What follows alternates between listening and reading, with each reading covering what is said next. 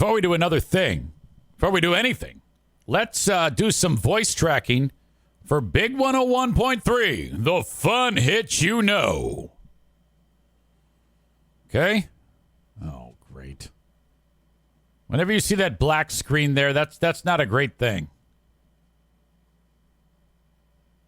Shit. Aha. No? Oh, this is not good. I might have to start all over. God damn it. Hold on. Maybe if I do this.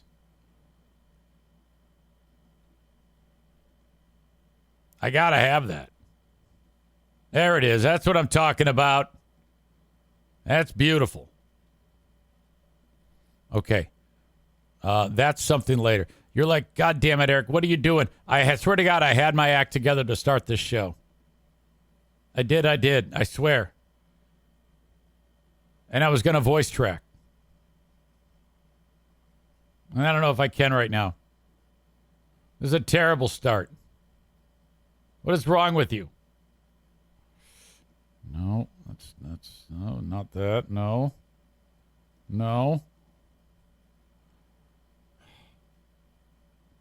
I don't think I'm very great at my job today. I don't know. I'm kind of rattled. The people over on the Free Beer and Hot Wings Show segment 18 page, they hate me. Oh my God, the ass kicking I've been getting. There is no loss of love. And you know what's ridiculous about this is all I did was talked on this show about how underpaid I thought Kelly was.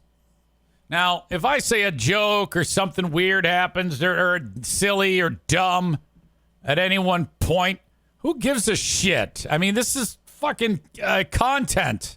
You're supposed to talk.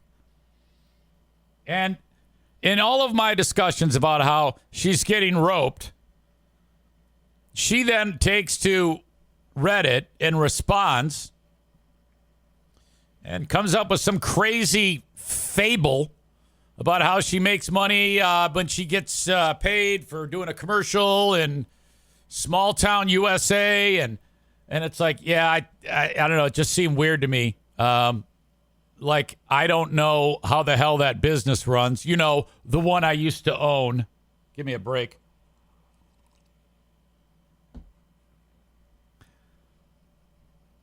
I didn't run over to the segment 18 page. I didn't say anything to anybody. You know? I kept to myself. I just talked about it on the show. And then some fucking dummy throws it out there that perhaps Kelly is I didn't even know she was missing today. How would I fucking know? I was doing my job. This stupid twat writes, I wonder if Kelly was under the weather because of all the stress caused by the subreddit and Easy's obsession with getting her to leave the show. Look, you can read into it any way you want. I'm not obsessed about anything other than money in my pocket. That's the only thing I'm obsessed about. And that's more about fear.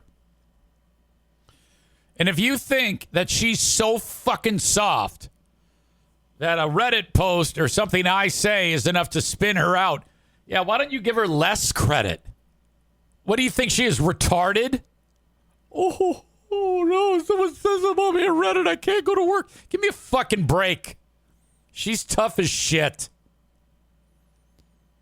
I think he's using her divorce and the salary thing to sow seeds of division among the free. Well, what I say may sow seeds of division, but I'm not using that to sow the seeds of division. She's a hot topic right now. I talk about the Free Beer and Hot Wings Show all the fucking time. Well, not all the time. I mean, everybody always accuses me if that's the only thing I talk about. It's ridiculous. I talk about it when there's something to talk about. Just so happens the only thing to ever talk about when it comes to the Free Beer and Hot Wings Show is either how shitty that show is or there's some type of train wreck drama that needs to be addressed. Love it or hate it, a lot of people that listen to me listen to them.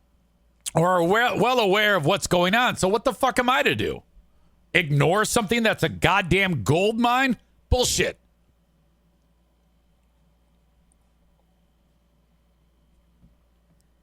Will that sow seeds of division?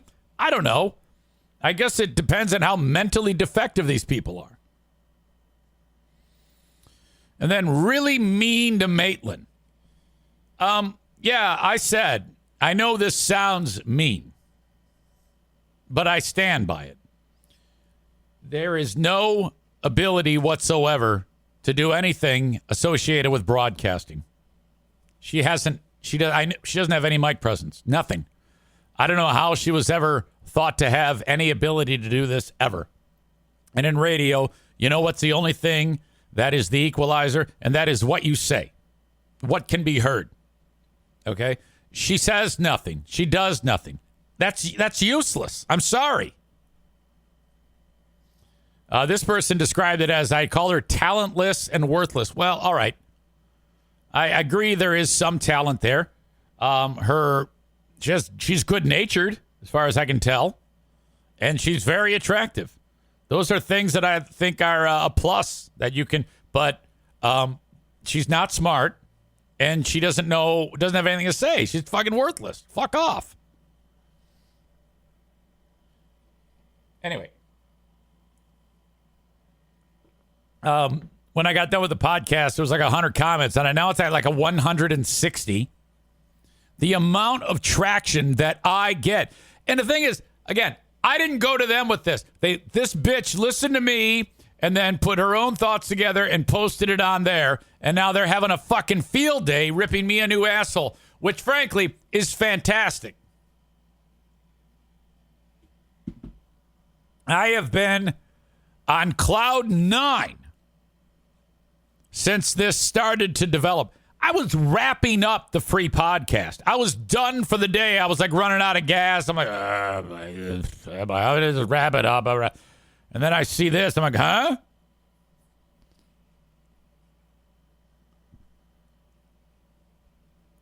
This Ryan fella who occasionally comes to my page and tries to kick my ass says, well, yeah, that's a serious lawsuit that could come about if he doesn't watch it. It's called defamation and harassment. What? If I say Dan Campbell's a shitty coach, is that defamation and harassment? If I say someone's shitty on the radio, is that defamation and harassment? No, it's my opinion. Fuck off. This guy keeps going on and on saying, I'm going to get sued. He says, yeah, we're going to sue him for libel. Libel is print. Slander is spoken. I hope he eats shit in court someday. What a fucking toad.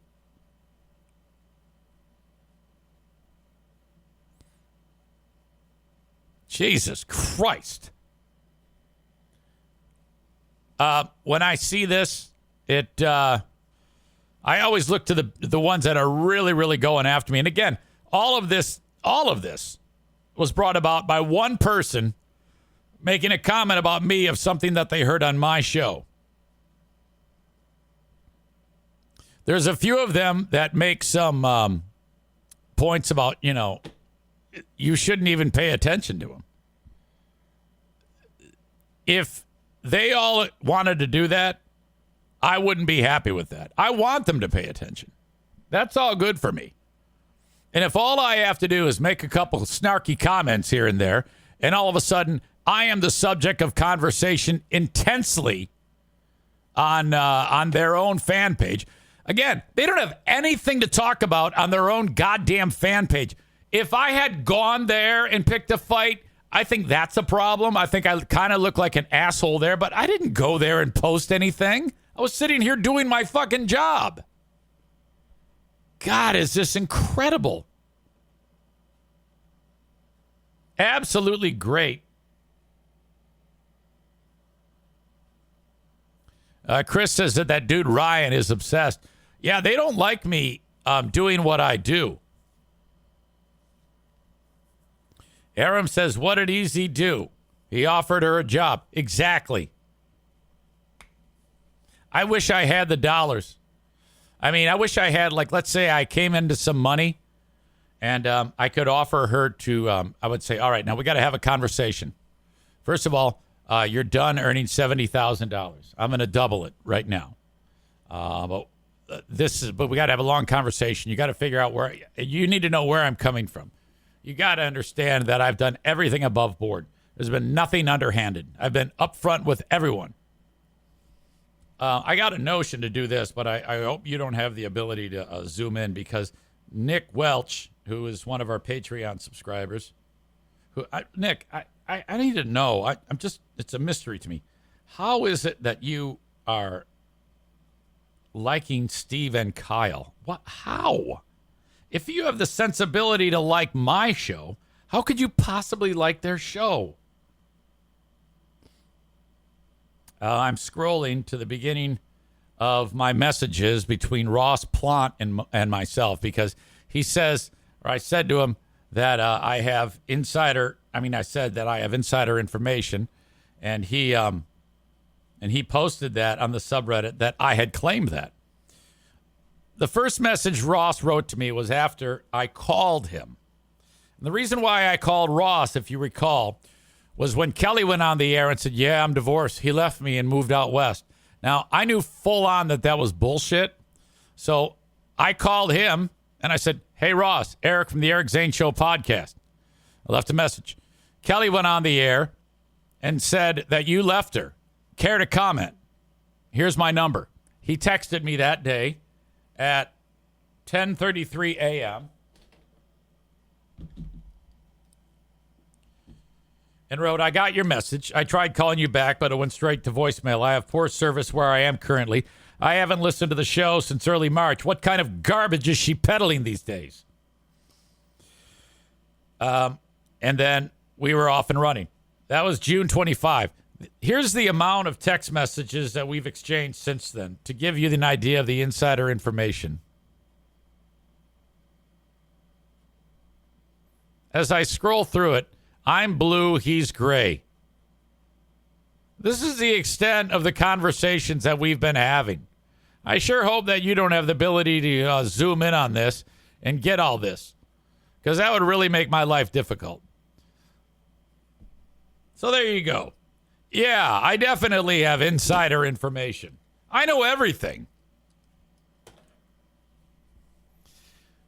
Let's just put it this way. It's a damn good thing for everyone involved that I keep my mouth shut.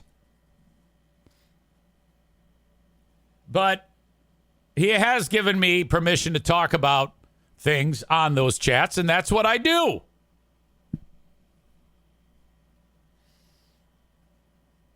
Kenny says, that's more than you and I have ever talked. That's not true.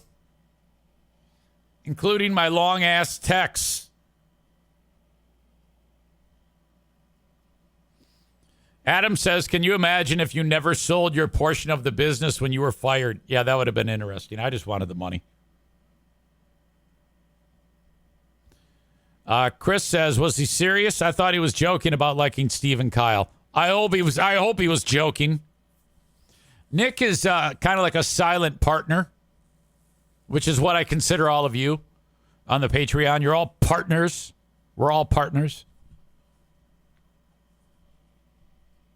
Linda texted something, but I thought I could see it, and then it disappeared. Linda says, I felt bad delaying your pee break, LOL. No, I'm so glad you did. Oh, my God.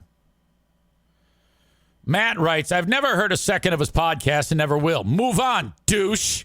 He's apparently obsessed, and he's probably reading all the comments on this thread as I write this. Correct. John writes, Easy's just telling it like it is. For real, Kelly needs to go on his podcast. Shit would be hilarious.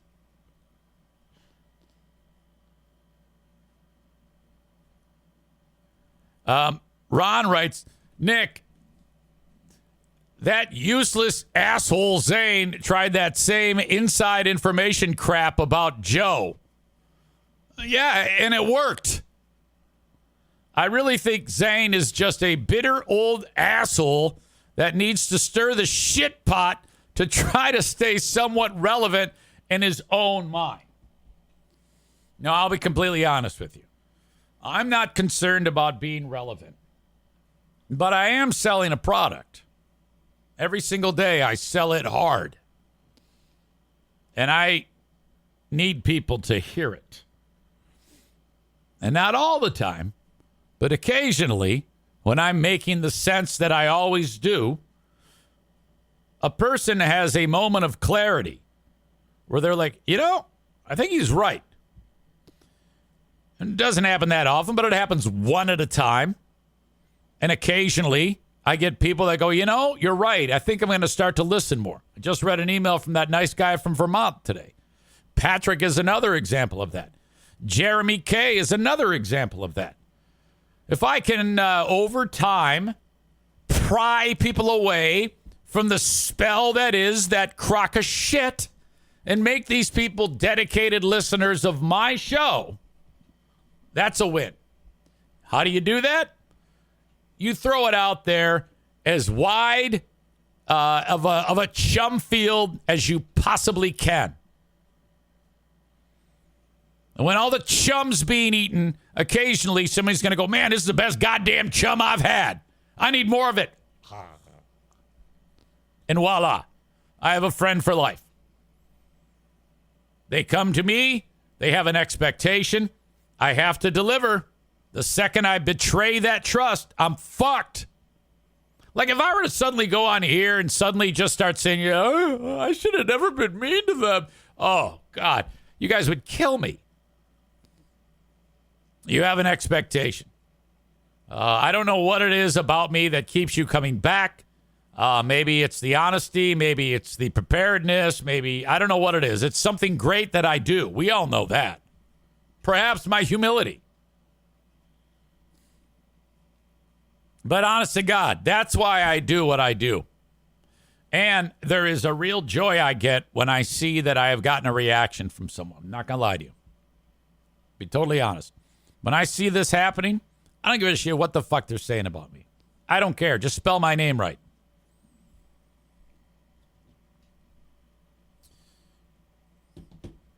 All right. So that, Linda, that fucking lit the fire. You revealing that to me.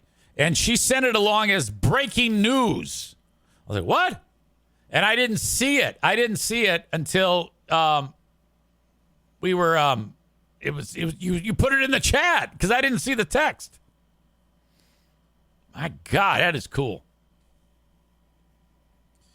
All right. Moving on. There's an article, 5 takeaways from Biden's pivotal press conference. As if there's 5. There's only one takeaway. He's fucked up. It doesn't matter what Biden said at all during that press conference. I didn't see a second of it other than when he referred to Volodymyr Zelensky as President Putin. And when he referred to Vice President Harris as Vice President Trump. That's all that matters. There's nothing more. We don't need to see anything else. And that's what this article talks about.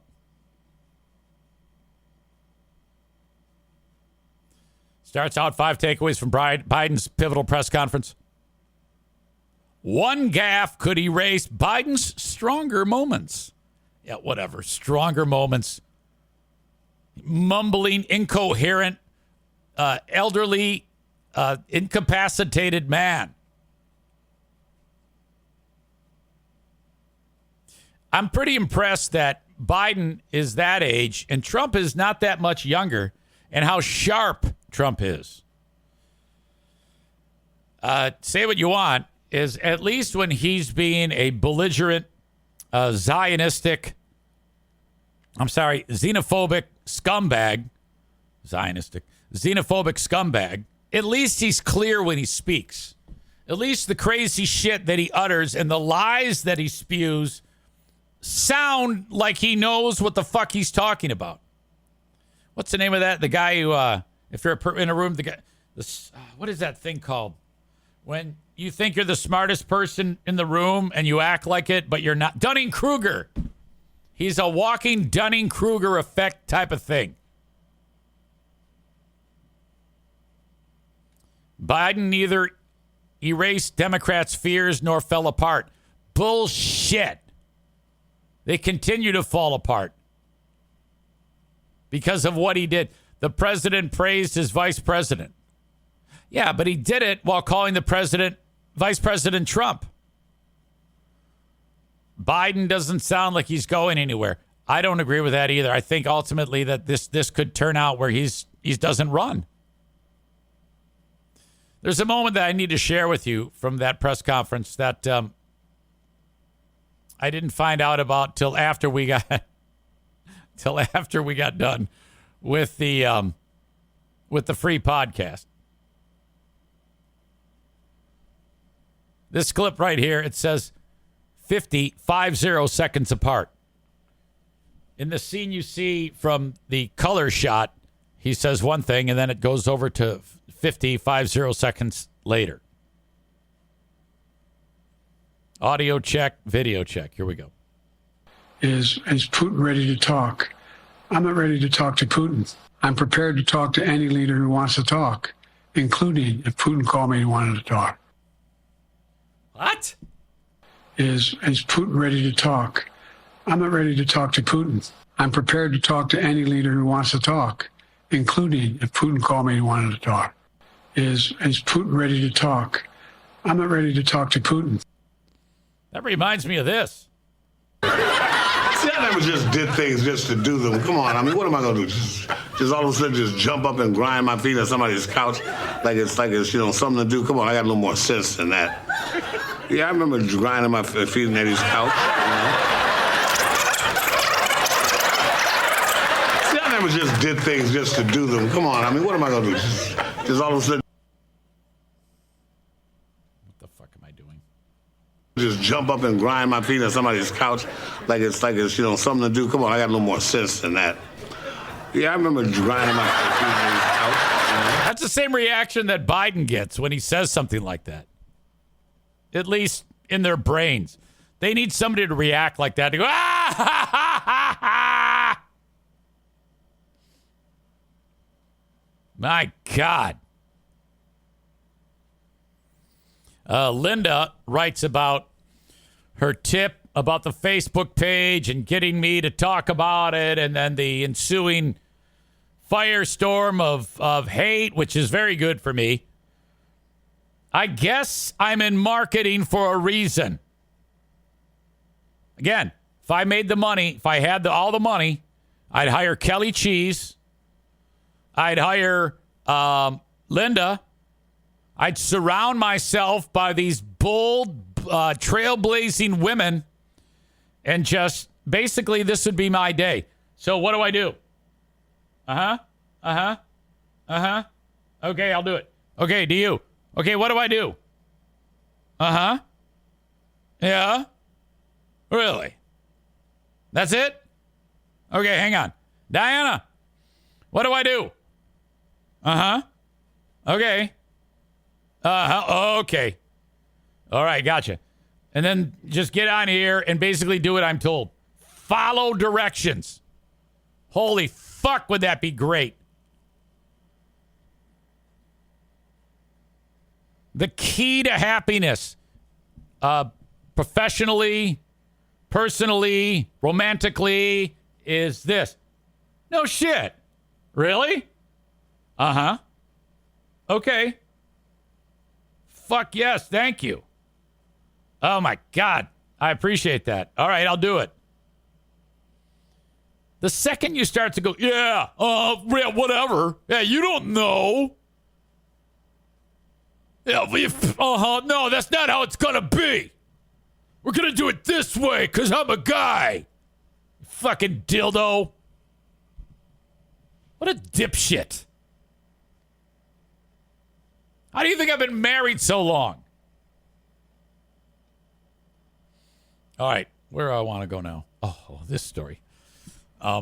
So the Oklahoma State football team. Hang on, let me back up because if I'm going to introduce Mike Gundy again. Mike Gundy, I'm a man, I'm 40. This is the clip that put I'll Mike give you $574 Gundy on if the you switch. map Okay. like 20 years ago. So what about $574 for switching your home insurance Whoops. to Allstate? Hold on a second here. What the fuck am I doing? All of a sudden, we're hearing Allstate commercials.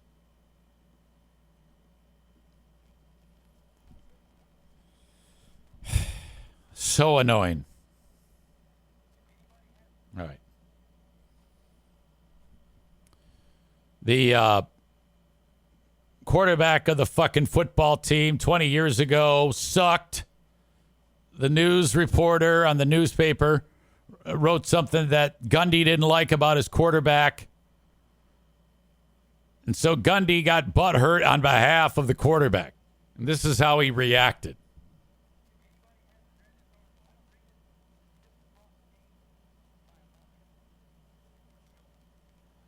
Yeah, this is even worse because now I don't have any audio. What a dick I am. All right, let me back up. If anybody hasn't read this article, I don't read it. This was brought to me by a mother of children. Okay, he refers to the mom of the football player, the 21-year-old athlete, as a mother of children. That's just like producer Joe saying when he was a child, he had to do Joe stunts and it was against his will. I think this is worth reading. And let me tell you why I want to talk about this article. 3/4 of this is inaccurate. It's fiction. And this article embarrasses me to be involved with athletics tremendously. You shouldn't say that. Embarrasses you to be involved with athletics. And that article had to have been written by a person that doesn't have a child and has never had a child that's had their heart broken and come home upset and had to deal with the child. This is like the beginning of Gen Z, right here, this moment. When he is upset and kick a person when he's down. Here's all that kid did. He goes to class. He's respectful to the media. Sucked on the football field. He's respectful to the public. And he's a good kid. And he's not a professional athlete. And he doesn't deserve to be kicked when he's down. If you have a child someday, you'll understand how it feels. But you obviously don't have a child. I do. If your child goes down the street and somebody makes fun of him because he dropped a pass in a pickup game, or says he's fat, and he comes home crying to his mom. Well, then you don't. If you have a 21-year-old that comes home crying to his mom, you want to kick him out. You'd understand. But you haven't had that. But someday you will. And when your By the way, it came out that reporter has like 4 kids. child comes home, you'll understand. If you want to go after an athlete, one of my athletes, Oh. you go after one that doesn't do the right things. Yeah, you go after the shitty one. You don't downgrade him because he does everything right and may not play as well on Saturday. And you let us make that decision. That's why I don't read the newspaper. Well, this whole take is so stupid. As if in whatever city in Oklahoma this is, Norman maybe, that you can't, when somebody plays like shit, you wouldn't be able to say, the Cowboys need to make a change this year at quarterback, ineffective play by so-and-so. Like, you can't do that? Because it's garbage. And the editor that let it come out is garbage. Attacking an amateur athlete for doing everything right. Except play well. And then you want to write articles about guys that don't do things right and downgrade them, the ones that do make plays. Huh? Are you kidding me? No, that's kind of how it works. Where are we at in society today? Come at I just wish this reporter wouldn't have been such a pussy. I wish he would have got fired back at him. me. Come after me. I'm a man. I'm 40. I'm not a kid. Write something about me. He's acting like these are players that are like 6 and 7 years old. Or our coaches. Don't write about a kid that does everything right, that's heart's broken, and then say that the coaches said he was scared. That ain't How soft is this? true. And then to say that we made that decision because Donovan Woods, because he threatened to transfer, that's not true. So get your facts straight. And I hope someday you have a child and somebody downgrades them and belittles them, and you have to look them in the eye and say, you know what? It's okay. Downgrade? You mean like a hurricane? They're supposed to be mature adults, but they're really not. Who's the kid here? You! Who's the kid here? Are you kidding me? No, you are. That's all I got to say. Makes me want to puke. All right. Well, fast forward to this week. Oklahoma State has this running back who's a stud. And though, you know, he's just a child and just a kid, the child got fucking drunk and was driving around town like an idiot. And they pulled him over and he got arrested for drunk driving. Okay? And Gundy was asked about this. Same guy. Because Gundy, even though this guy is being prosecuted for whatever, driving under the influence or driving drunk, I don't know. Gundy didn't make him, he's not suspending him or anything like that. He's not doing anything at all. So people are like, well, they had that conversation with him. And I think he said too much here.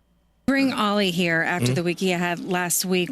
2 questions. What's his status and why did you want to bring him today? So the college football is changing, we all know. And we can say these guys aren't employees, but they're really employees. These guys get paid a lot of money, which is fine. But see, he's already in the weeds. Why did you bring him here? Why isn't he suspended?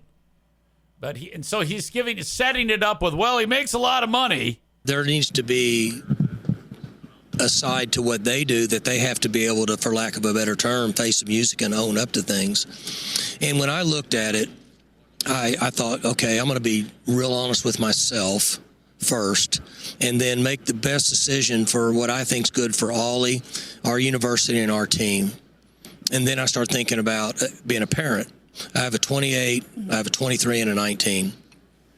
And first I thought, okay, so I looked it up on my phone. What would be the legal limit?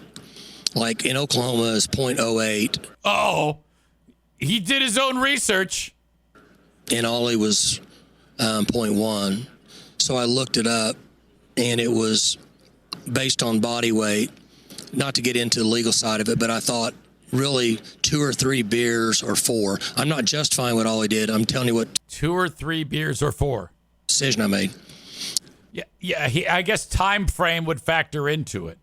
The fact of the matter is, 0.10, you're drunk. All right? I don't care if it's 2, 3, 4, whatever. Doesn't matter if it's a sip. If you're drunk, right? Well, I thought I've probably done that 1,000 times in my life. Okay, that's the big rub. But I thought really 2 or 3 beers or 4. I'm not justifying what Ollie did. I'm telling you what decision I made. Well, I thought I've probably done that 1,000 times in my life. And okay, so he's basically saying, whatever, man, it's just 2, 3, or 4 beers, and I've done that 1,000 times in my life. I wouldn't have said that. So basically, you just said that you drive drunk every time. And I, it's just fine. So I got lucky. Oh, no. You don't want to use the word fine after you just said you drive drunk all the time. Well, I thought I've probably done that 1,000 times in my life. And I, it's just fine. Yeah. Say that to the mom whose family got wiped out by the guy with that attitude. I just had 2 or 3 or 4. I was just a .10. I've done that 1,000 times. It's fine. 1,000 times in my life. And I, it's just fine. Okay. For that comment alone, he should be fired. Okay? This is one of the more offensive things I've heard and tone deaf things that I've heard from a person in quite some time. This is shocking to me, and he's so fucked up that he actually thinks that's okay. That's why he said that with such a cavalier style. He believes that. So I got lucky. People get lucky. Ollie made a decision that he wished he could have done better. But when I talked to Ollie, I told him, I said, you're lucky you got out light because you make a lot of money to play football. So back in the day, being able to cover the cost of what he's going to go through would be difficult for a college player. It's not for him. Absolutely. Mm-hmm. Now, I'm not. Oh, yeah, you're fine. Yeah, I'm not going to bust you. Don't worry about me because, fuck, I do this all the time. And good thing you're rich now because you're a fast guy and can carry the football and you score lots of touchdowns. So you're getting lucky here. Anyway, see you around. Speaking for him, but I'm just saying that's not an issue for him. So nobody got hurt. Ooh. I said, we see people. By the way, he's wearing a wig. He has to be wearing a wig. That's a bad rug. Doing this and people losing their lives across the country, not just football players, but everybody. And these 3 gutless clowns for not saying, because Gundy thinks he's saying all the right things. You actually need to physically put your hand up and make the T if you're one of these 3. It's a hold on a minute. First of all, can I jump in? Because you just said, and then challenge him. But nobody does that. What a bunch of pussies. So you got out lucky. And do you want to go, later in conversation, I said, do you want to go to Big 12 Media? Because I'm not going to make that decision for you. You're going to make that decision. And he said, Coach, I think I should go. And I said, no. Do you want to go? And he said, yes, I want to go. And I said, then we're going to take you. We're not going to shield you from any questions. You're going to face everybody there, and you need to give the answer that you think's best for you. Mm-hmm. And then I hope that you can learn for this and make you a better he's a great person that made a mistake. Okay, so now we're to a point. Okay, let me back up because he just said something. And make you a better he's a great person that made a mistake. Help you for the. Whenever an adult says that another adult made a mistake like that, it's like, nah. Again, a mistake is when I turn and knock my coffee off here, or an accident, screwed up. It's a choice. Made a terrible choice. And he doesn't have to live with it because you drive drunk all the time, and you don't care. And he's got a lot of money, so who gives a fuck, right? The rest of your life, try not to make a difficult decision as we move forward. But I said, you know, it's a difficult decision. A bad decision is that hair. See, there's 2 things here, Ollie. You need to answer for this, and guess who else has to answer for it? Me. So the guy who just said, I drive drunk all the time, is talking about how he has to answer for it. The guy who didn't even punish the kid. And I'm going to answer for it. And here's what I'm going to tell them. I'm bringing you out here because you're the person that was in that situation. They need to talk to you. I'm going to tell them that at 4 o'clock today, this is over with for me. We've talked about all this. People have said, is he playing in the first game? Yeah, he's playing in the first game because that's what he does. Okay? He needs to. No, this is bullshit. Now I'm just getting fucking enraged. What a pile of shit. This is what I hate the most about athletics.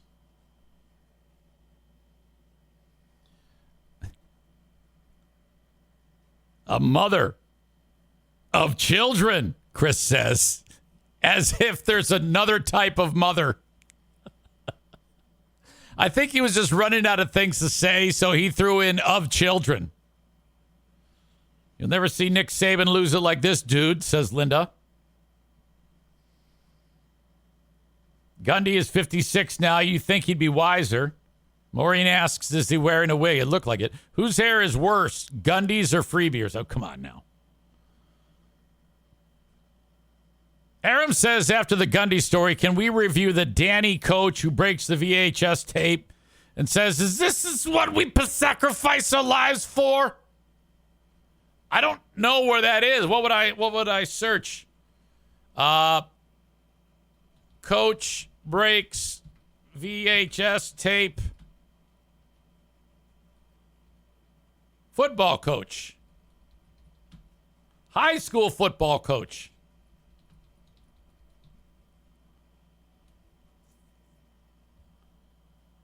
Yeah, I got it. That's great. Good call. This is what we sacrifice for. Good call back, Aram.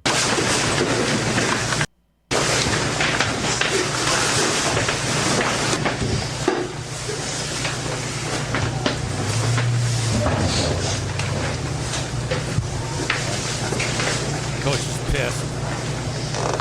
Just staring. We're going to do things in a little bit different order tonight. Okay. We're going to give a prayer, and then we'll talk. All right. And yourself. I guess he's done with the prayer. Do you have any of it? Do you have any of it? Pride? I want you to think about personal pride. Do you have any of it? Do you have pride in yourself?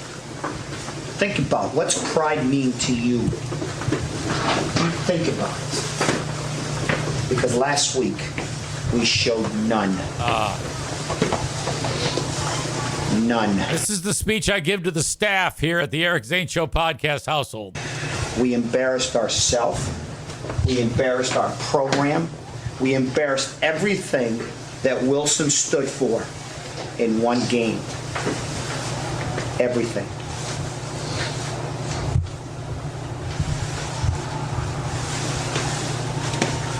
We're going to watch something.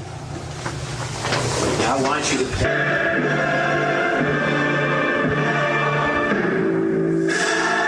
So he's got some shitty highlight film of all the mistakes they made. They actually edited together. I'm going to jump ahead. We gotta do.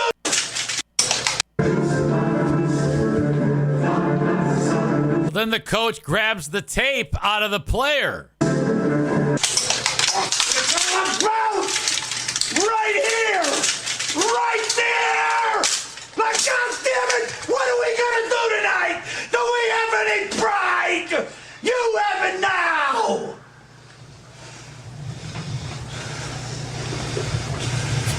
Is that Wilson football? Is that what we sacrifice our lives for? To go out there and embarrass our program! That should be enough to tell you we've got to go out tonight and we got to take it to Hempfield and make them pay for the embarrassment that we suffered last week. How are they not cracking up at this retard? My God. Do you have any pride? What about you, Danny? Danny? Oh, you Danny! Hi, Danny! Do you have pride, Danny? Huh? Poor Danny. Of course, Danny's the only black guy. Wait a second here. Isn't he? Offered last week. Do you have any pride? No, Danny? there's another black guy. Oh, you Danny! Hi, Danny! Do you have pride, Danny? Huh? Wow.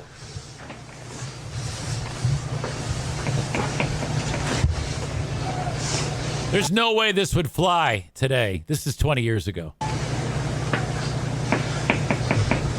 Go out there and play for yourself right now and show the people in the Wilson School District what our football team is made of and what we work so hard for. Let's show them what kind of pride we got. We're back in Lancaster County, and they're not gonna forget now. Now let's go get these guys tonight. Let's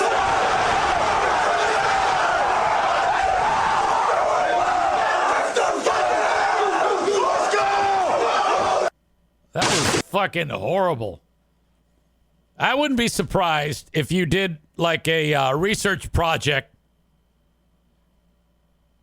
You'd find that every one of these football players went on to become like serial rapists.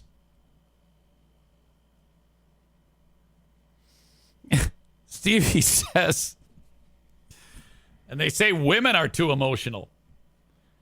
Chris is like, Danny's like, what the fuck did I do?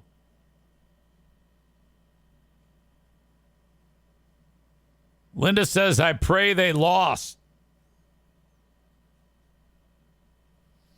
Stevie says, wait, he's just worked up over high school sports? I wonder whatever happened to Coach Jim Cantafio. I think he's still doing his thing. No, he's dead. Wait a minute. No, he might not be dead.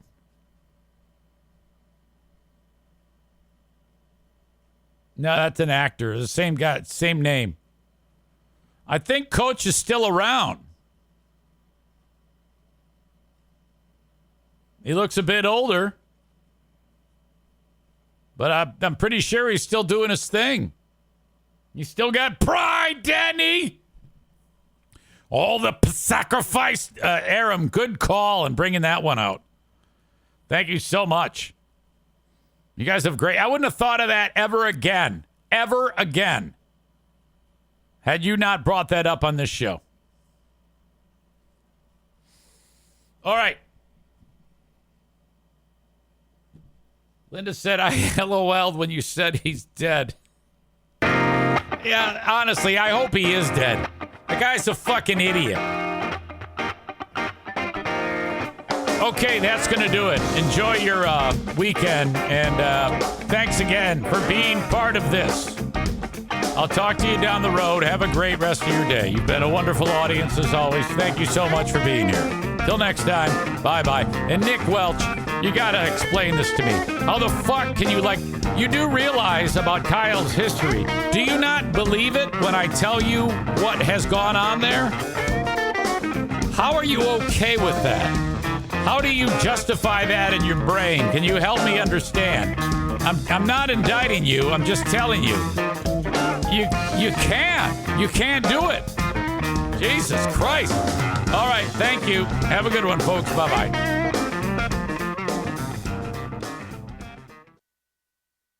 And welcome in. Hello to you all. Welcome in to the Eric Zane Show podcast Patreon bonus. You can hear the AC in the background. Got my window rattler going.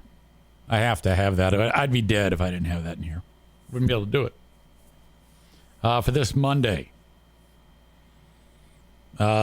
Today would have been my mother's 88th birthday. As you know, she passed almost 4 years ago. So October 16th. I cannot believe it's been that long. Are you kidding me? COVID. That was a bad day. Bad day. Chris says Friday already, which tells me that I labeled this wrong. You got to think, in advance. This is like getting ready for the weekend. Do whatever you want weekend. Yeah, I know. Sometimes that happens.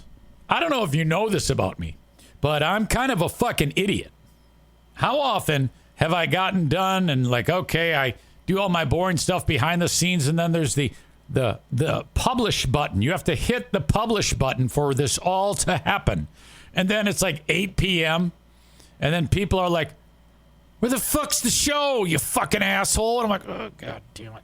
And I'm usually at Bosco's cooking French fries or some shit. And fuck. Go to the drafts, hit publish. Sorry, I'm a fucking moron. Amanda says, and he calls me stupid. Oh, okay. Look, do not put yourself firmly in the crosshairs. You're the one who thought that Trump got shot with a BB gun. I think it was a BB gun. That sounded like a BB gun to me. I think it was a BB gun.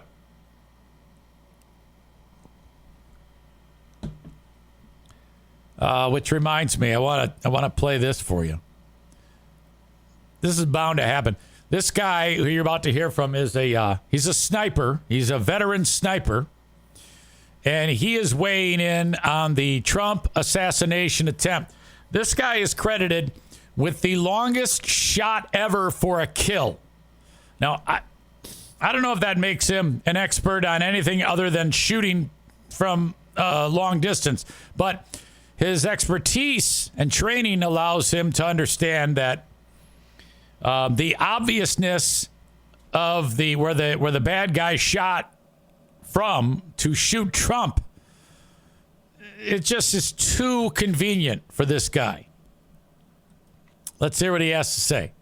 I am talking about the assassination attempt on former President Donald Trump. I spent just about 17 years in the military, just about 14 of which were at Tier 1 Special Operations Unit called JTF-2. Our sniper team has the world record for the longest confirmed sniper kill. And a huge part of our job while I was there and while I was a sniper was doing close protection for VIPs up to and including the Prime Minister when he would go to, dangerous countries like, again, Canadian, Iraq or Afghanistan. And yesterday, what happened, I have no doubts in my mind that the shooter had help from somewhere within an agency, an organization, or the government. The second I saw that aerial photo of what they were saying happened, it immediately made no sense to me. You cannot, in broad daylight, get onto a rooftop within, it looked like maybe a couple hundred yards, if that. You can't get into that position with a gun when there's a president speaking. Something happened, and I'm not pointing fingers at anyone. It's too... Oh, yeah, you are. Come on. Point those fucking fingers. Too obvious that this guy had help getting there. So whether it's someone turned a blind eye or it was strategically planned, I mean, it had to be planned to a certain level because events like that and security like that, it's not a small thing. And that is the most obvious place to be. I find it very strange that, if the story that comes out is like, oh yeah, he snuck into position and he got set up and nobody saw him. It was an oversight, security, and Overwatch, and we just made a mistake. Sorry. He's Canadian because he's saying "dote" and "sorry." I think it's also very weird that if that's the case and someone is good enough to stalk within 150 to 200 yards of one of the hardest to stalk targets in the whole world, you're not going to miss a shot. You're not going to miss that shot. It doesn't make any sense. So my opinion is, and whether this comes out now or way later, is that this guy had help from somewhere. Well, then you are pointing fingers. Come on now. And I think it's obviously concerning. Okay. Now, I started the day with, no. Now, as more and more shit comes out, it is very hard to ignore that. That's one of the first things I thought when I saw it, because I saw that too. I was like, what the fuck? How could that possibly be? How could this possibly have happened? Kenny says the red beard guy with the red hat during the free show that we featured. And his friends saw him, though. They were yelling and waving and pointing, and nobody cared. Yeah, I know. That's what's so strange.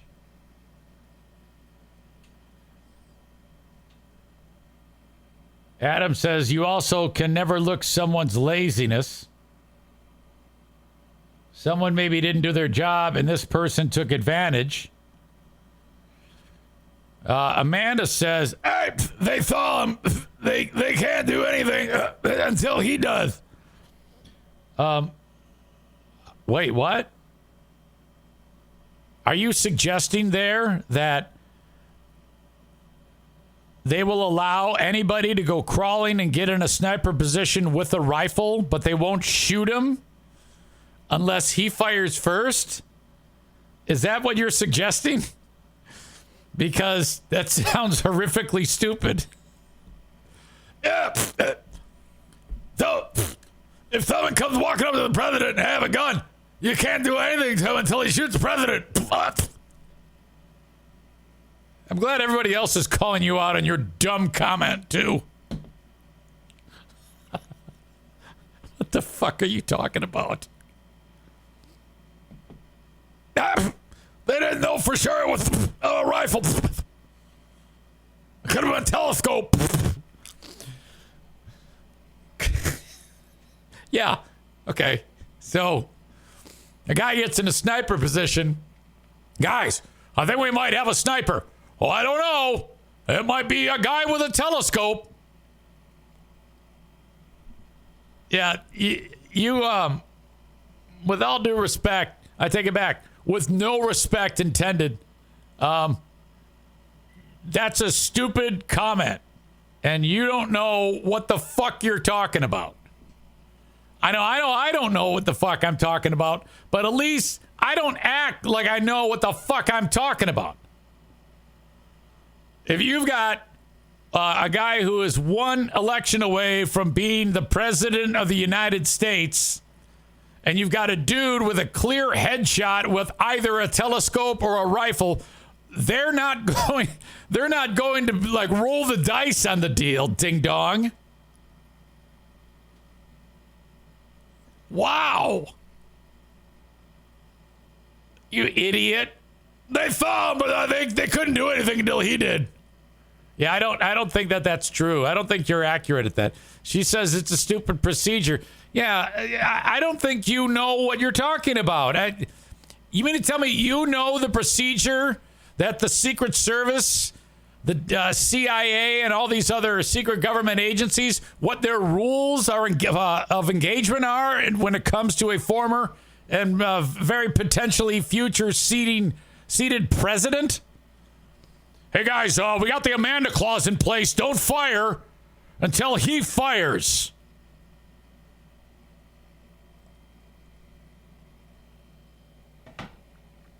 Oh, now it makes sense. She got it from Ben Shapiro, who, by the way, she wants to suck Ben Shapiro's dick. She sent me a clip the other day of him with his rapid fire answers during some Senate hearing about whatever the fuck it was. And he's remarkably quick-witted and sharp about this, whatever that fucking thing is called, 25th Amendment or Propaganda 25, what the fuck it is. Yeah, I don't... I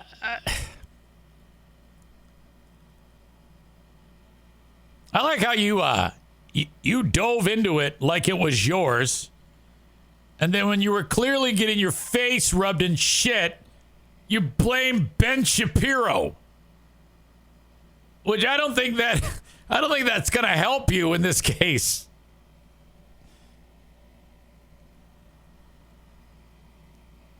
Jesus. Aram says, I like the direction this has gone. Oh, I am too.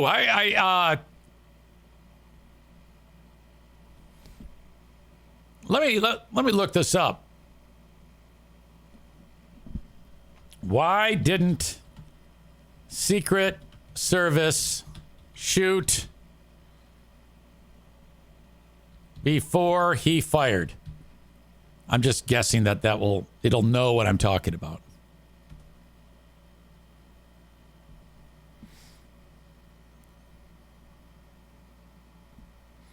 There's a story from the Daily Beast, which says Secret Service did not sweep the building before the Trump shooting. That was from 5 hours ago.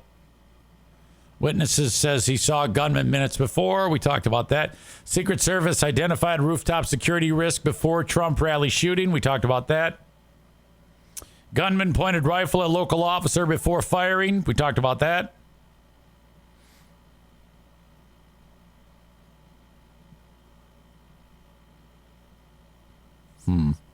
5 unanswered questions for the Secret Service. Oh, shit. That's New York Times. I can't access it. Hey, it's Eric Zane for an amazing gift site, uncommongoods.com. Handmade artisan creations for you to buy for someone as an amazing gift. I found a storybook DIY kit. I know you've seen these on bookshelves at bookstores where it says you can, quote, open a magical portal on your bookshelf when you build one of these wonderfully detailed 3D scenarios. Went book shopping with Pooh Bear. You know, that's her thing. And she saw one of these. She goes, oh, I would love one of these. Well, it just so happens since I've partnered with Uncommon Goods, they feature these for sale. Plus, thousands of other amazing products that you can check out for that special gift for someone. The holidays are fast approaching. You can do your shopping right from your laptop or desktop or your mobile device. UncommonGoods.com. Uncommon Goods curates products that are high quality, unique, and often handmade or made right here in the good old US of A.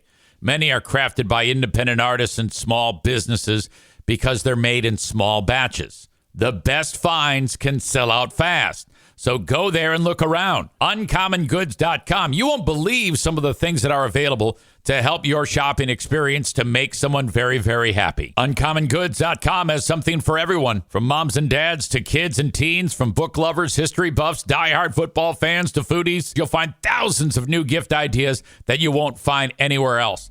And it's time to save some cash. That's right.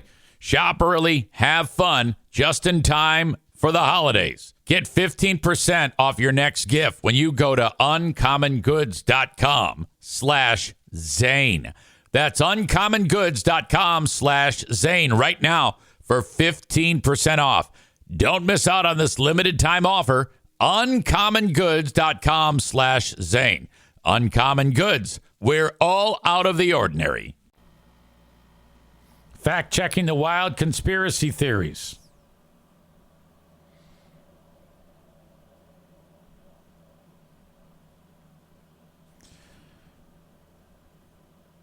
Baseless claims that Biden sent the orders. Where was Biden when the shooting happened? Yeah, none of this is leading me in the direction of they were watching him the whole time and waiting for him to shoot. Guys, don't fire until he shoots the president dead.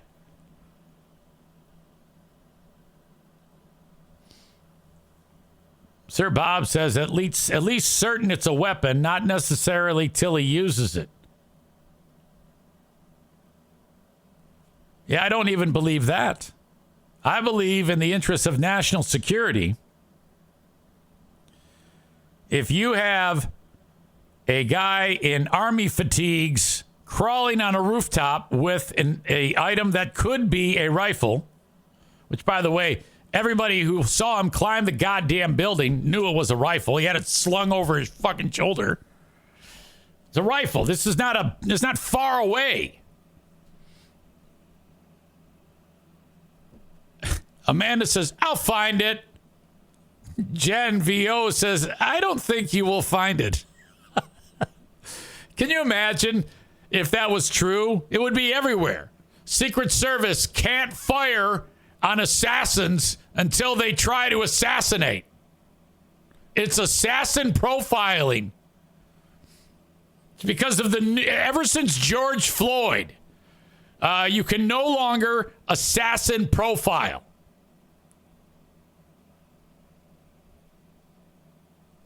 Sir Bob says he just announced the VP. Who is it? Please tell me. Because I've been waiting for this as well. They said that Trump was going to go ahead and announce the VP candidate today. Amanda says, I'll find the Ben Shapiro fact. Don't you think the rest of the world would be talking about this, you dumbass, if this were true?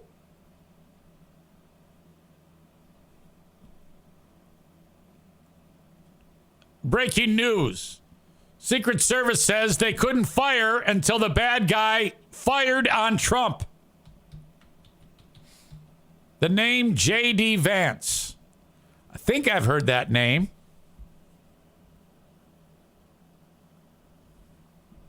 Who is J.D. Vance? What to know about Donald Trump's pick? Hopefully Amanda will check in with some J.D. Vance facts.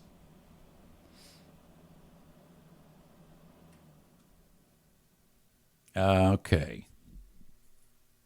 He is a GOP senator from Ohio. I don't know who the fuck that guy is. Here's what you need to know about Vance. He grew up in Jackson, Kentucky, and Middletown, Ohio.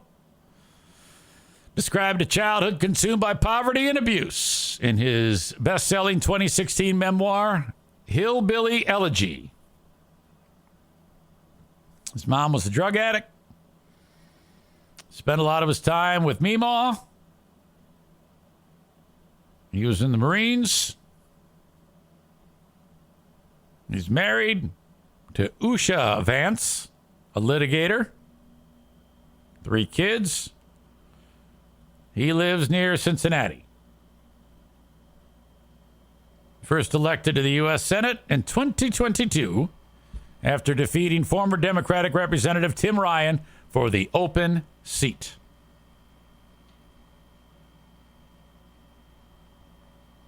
All right. I don't know who the fuck he is, nor do I care. I was as bored with this pick as I was the Mike Pence pick. I wonder if there was a meeting. Hey, when we win, if anything goes down, are you going to demand that I be hung? That's what I want to know. Is there any chance you're going to turn on me? Jeremy says he used to be a never Trumper. That's true. I see that. He openly criticized Trump in 2016 as pundits used his memoir to explain the former president's popularity with white rural voters. He previously suggested Trump could be America's Hitler, called him noxious, and compared him to an opioid. But Vance changed his tune as he geared up for the 2022 Senate run, deleting controversial tweets and crediting Trump for the work he did in office. Boy, if you're Trump and you've got this guy, I mean, why? I think you're kind of a bitch if you're going to bring this guy back. And he's kind of a bitch, too, for turning tail. He secured Trump's endorsement in a chaotic Republican Senate primary and is now one of the former president's most loyal allies. That's weird. That is strange that a person could, change their tune like that. It's very odd to me. Well, anyway, you guys heard the breaking news that the only reason why those bad guys, or why the bad guy was able to get off rounds, because the Secret Service has a new policy. It's called the Amanda Clause. You cannot fire on anyone who's about to kill the president until they actually kill the president. That is what you have to do. Amanda says, I take it she's quoting the Secret Service rules of engagement are to wait until fired upon. Amanda, well, I think there's a bone of contention there. At no point was the Secret Service fired upon, yet they opened fire and killed the bad guy. So they were never fired upon. Can you see anything in the book of Shapiro about if someone walks up to the president and is going to shoot him in the head, they have to wait until he shoots him in the head? I think that's more what we're looking for. What you just pulled out of your asshole was not at all fitting what actually happened in small town USA the other day. So, similar to when you said that you thought a BB gun was being fired, this is nearly as dumb. She says, instead of the article. I think that if Ben Shapiro showed up at Amanda's house, she would marry him on sight, or at least go down on him. Chris says they clearly broke policy then because they were not fired upon. They just killed the guy who tried to kill the future president and former president.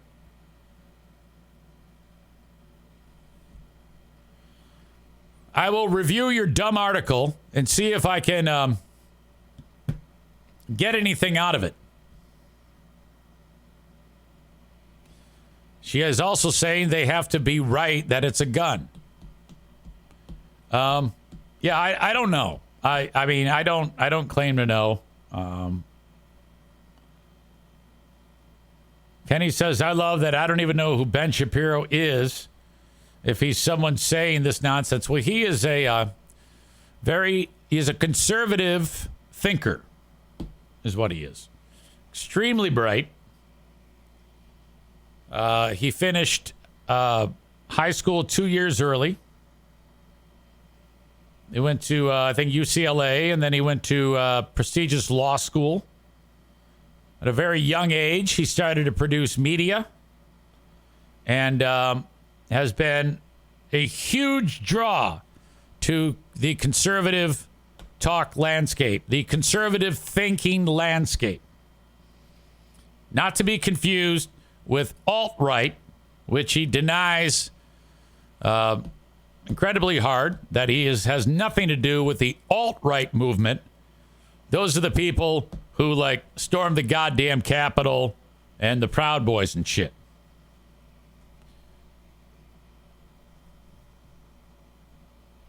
He's actually very interesting, but to me, he's like less obnoxious Alex Jones. He's on that level to most people. Jeremy wrote, Kenny, he said once that if you make a woman wet in bed, she probably has a disease.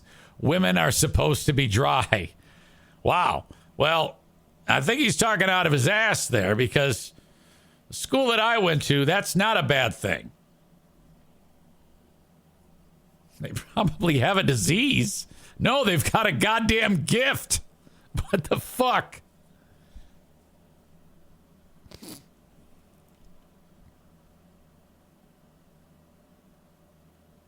She said, oh, okay, now Amanda's back, guys. She says, oh, I mistyped.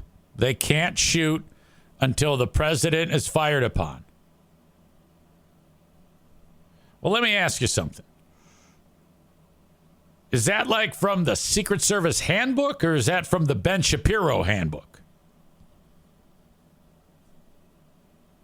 I mean, I don't know.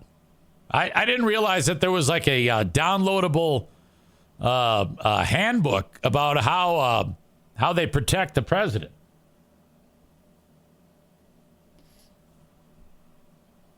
I don't know. I'm just glad you brought it up. Anyway, as I started the show off by mentioning that my mother would be 88 today.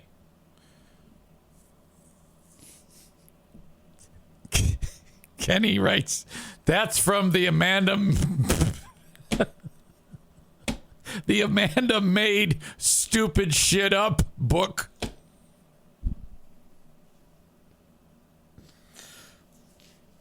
Now, hold on. I do not think she made that up. I do not feel that she just pulled that out of her ass. I think she's going with something that she consumed. A bit of media, if you will. Now, she said she sent me an article. I don't yet have it. Maybe she texted it. No, there it is. Okay.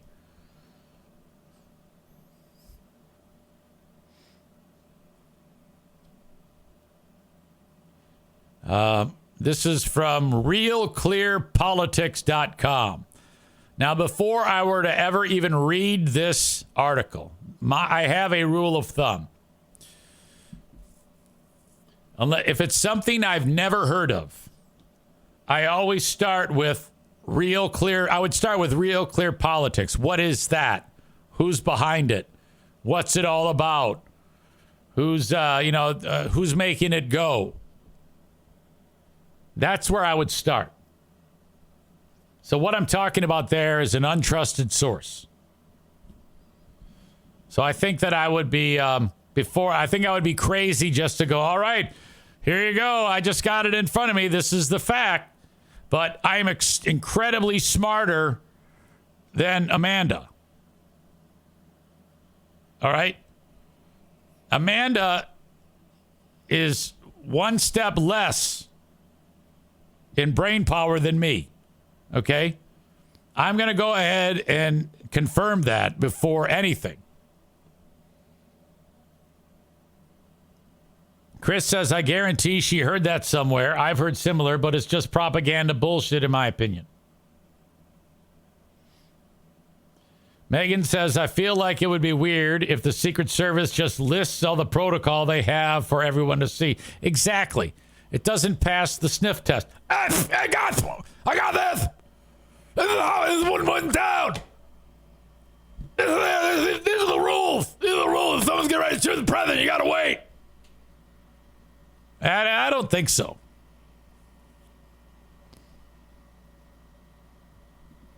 Amanda says that's impartial news. Well, says you. Says you. I have to wait. I got to go ahead and verify the source. Chris says, I believe it was just plain incompetence. Man says, it's the source.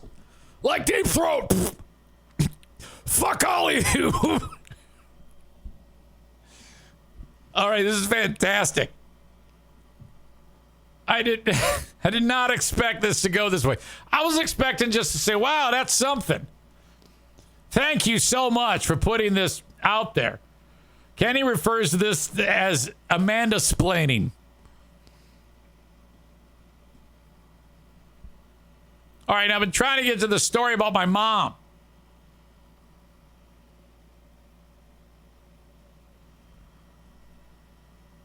Nick writes this, which I'm curious what he means. I've worked with Secret Service for 3 presidential visits. I know more than most. Now, the thing that I think he's referring to is he's what's called ops at the arena. So there's a lot of knowledge. They have meetings. I'm guessing this is what you're referring to. If there's a president coming to town, it's going to speak at the rink or something like that. You have to. They have to confirm everybody's identity, background checks, meetings to make sure that security is top, as you can get as much clearance as you're supposed to get to do your job. Unless I'm wrong. Correct me if I'm wrong on that. So if that's the case, please share what you know. Does what you know add up to Amanda, how she pulled something from some weirdo news source that if you read the article, you're probably going to get a goddamn virus and some Nigerian prince is going to steal all your money after you click on it?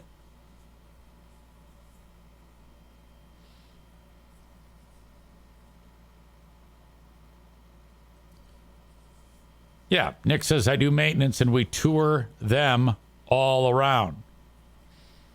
So, all right. We shall see. I cannot wait to learn more about the article. We will reconvene on the Patreon tomorrow, and I'll break down my thoughts of Amanda's article that she is running with as the Secret Service protocol. Why that guy was allowed to get as close as he was, and he wasn't fired upon, even though he was in an assassin sniper stance or a position, prone with a rifle, and they had to wait for him to shoot, according to her. I think she's full of shit.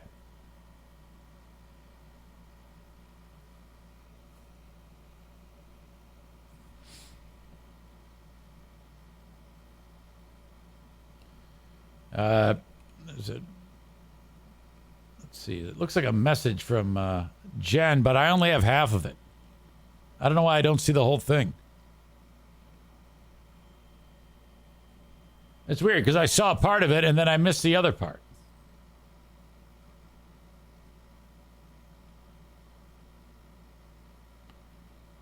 Jeremy says you have to put the article in the show notes. Jen, could you post that again?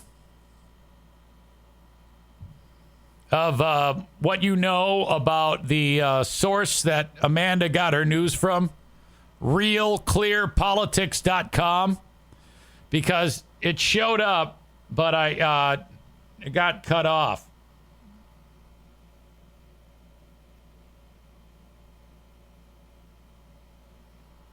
Because I want to read it. I want to go with that. So could you maybe, I don't know, copy it, paste it, retype it? In November 2020, the New York Times published an article that since 2017, when many of its straight news reporting journalists were laid off, Real Clear Politics showed a pro-Trump turn with donations to its affiliated nonprofit, increasing much from entities supported by wealthy conservatives. Okay, red flag there. Red flag 1. I don't know about you, but I think that might affect journalistic integrity to some degree. That might explain why no one on planet Earth, except for RealClearPolitics.com and their one reader, Amanda, suggesting that the Secret Service cannot fire on the bad guy until he actually shoots at the president. I call bullshit on that. You're going to have to do a better job other than just sending me a link from RealClearPolitics.com.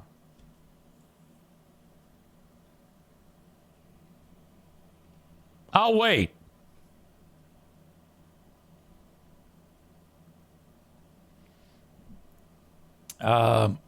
I see what I did wrong. Kenny says, Eric, do you have all messages showing or just top messages? Oh, I see. You're right. I did have just top messages. Now I have it on live chat, so that helps me. Jen says, do links not work in the chat? I don't know. I'm not good with this. Amanda says, you guys suck. And then she just wrote Ben Shapiro. She's playing like Jeopardy. The question is, name a Jewish guy whose dick you'd like to suck.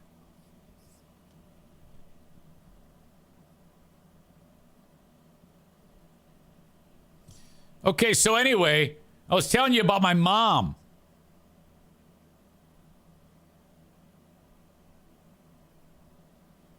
She'd be 88 today. I want to show you a picture of her that my brother sent me.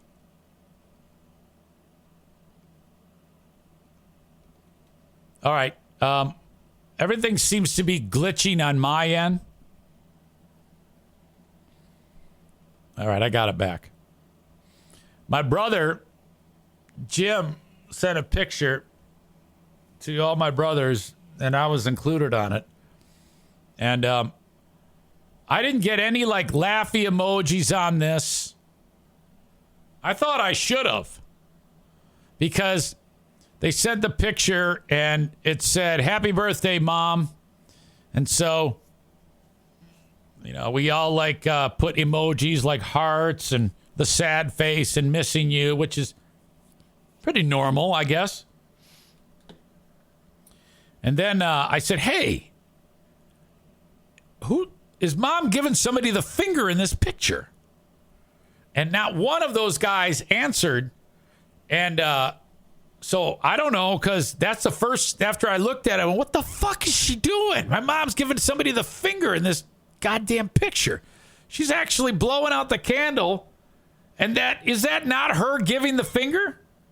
Or am I seeing that? Is that weird?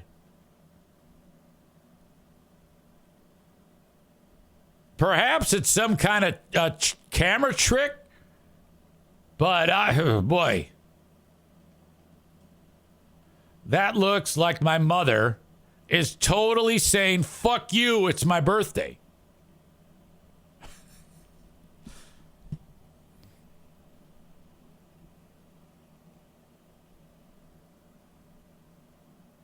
God damn. Anyway, happy birthday, Mom. My brothers, I don't think they took too kindly to that, but I thought it was great.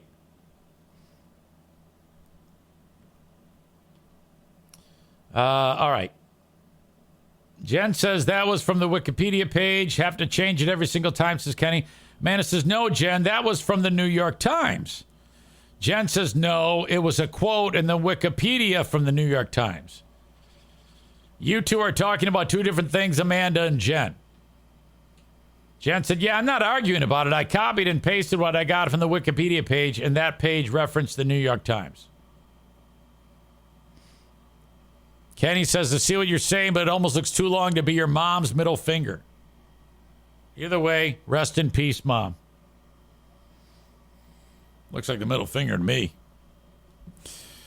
All right. God bless Amanda for just putting this one into another realm with the bonkers conversation with her claim that the Secret Service, the claim is, and we'll come back to this, and I don't know, she might be right. Now, to me, it sounds like shit. Sounds like bullshit. Her claim was either through, now she got this from one of two places we don't know because her story's kind of wishy-washy, and that's a normal thing. It's either realclearpolitics.com or Ben Shapiro. Either way, no one on the earth is mentioning this. But the claim is, so it went telephone game. It went Real Clear Politics, Ben Shapiro, Amanda's ears, out of her mouth, here to, hey, Secret Service, they can't fire until they fire on the president. And I don't believe you. I don't believe that. So between now and then, I'm going to do some homework and get to the bottom of this and find out if this is even accurate, because I just don't think it's accurate at all. I don't think you can be aiming a weapon at the president and they have to wait until he fires. Jen says, I sent you a USA Today article that seems to say the Secret Service sniper had the other sniper in his sight and didn't get to it quickly enough. I saw that too.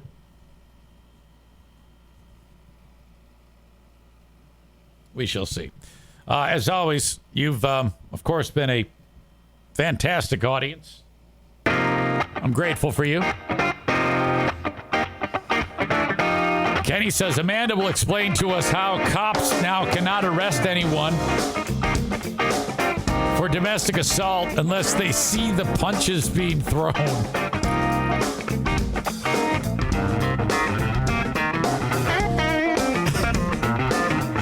All right. Thanks, guys. I'll talk to you later. Bye-bye.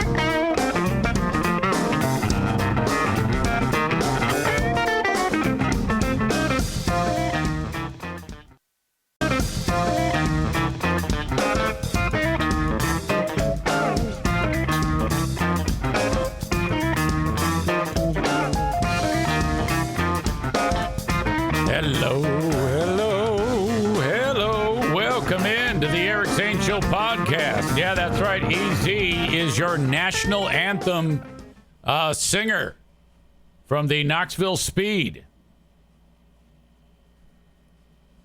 Yeah, I was doing the boring part of the podcast day, and I'm like, okay, I feel horrible. I need to cash in. And that was it. Next thing I know, Pooh Bear is like, hey, it's time to get up now. It's time to get up. I'm like, what the fuck? Who are you? She's like, yeah, come on now. You got things to do. You gotta go talk to those people. You gotta do your podcast.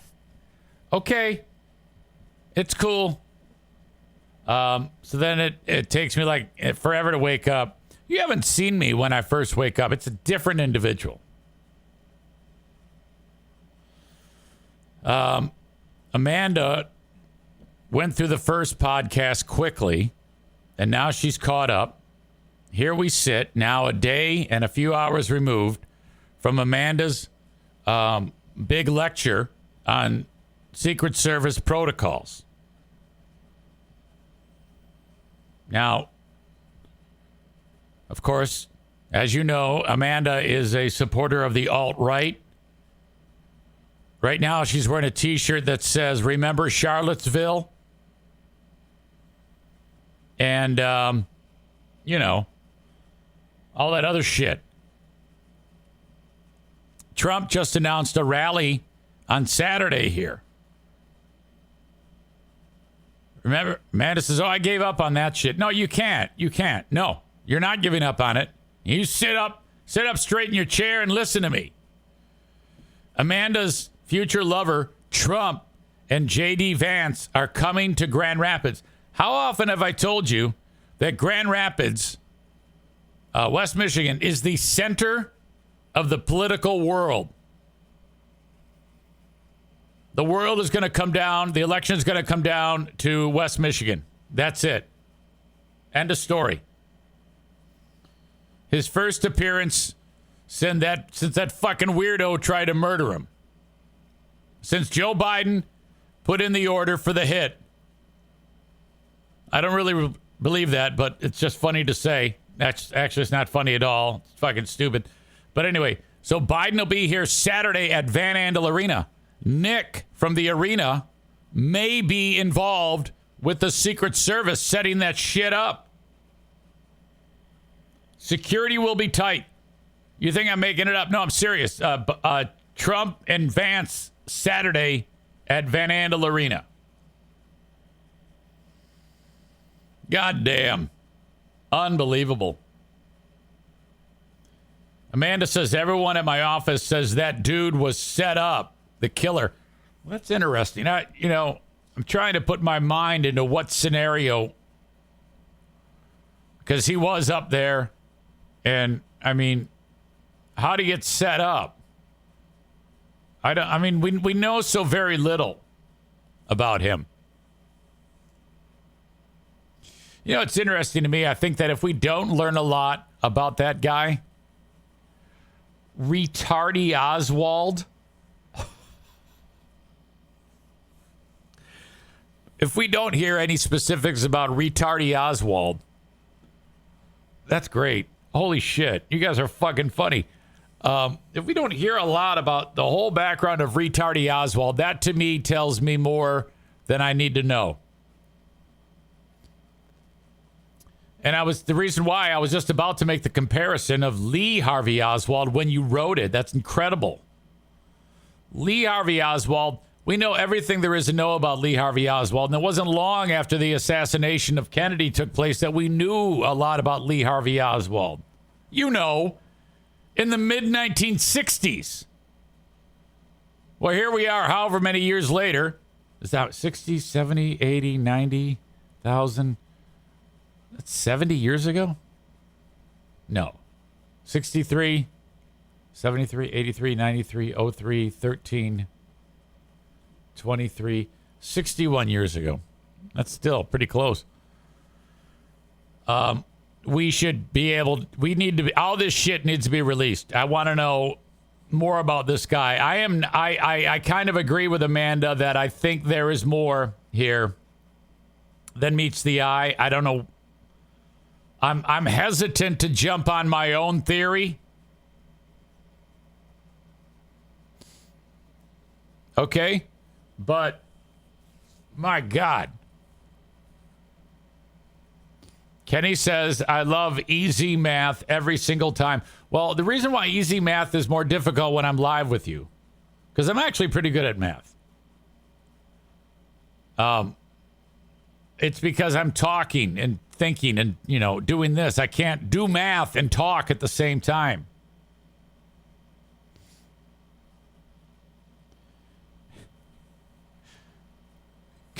Chris writes, what the fuck? Hold on, I gotta change this thing on the chat.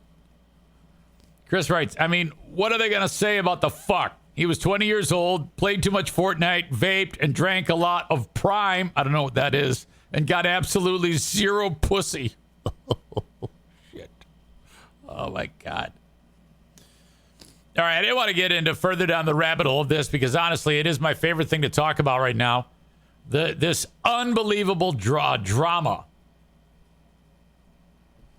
Chris says Oswald had quite a history already. This kid really doesn't seem to have much in his 20 years.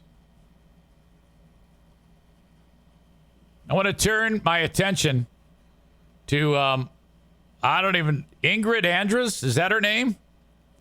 So the country star that belted out the anthem last night.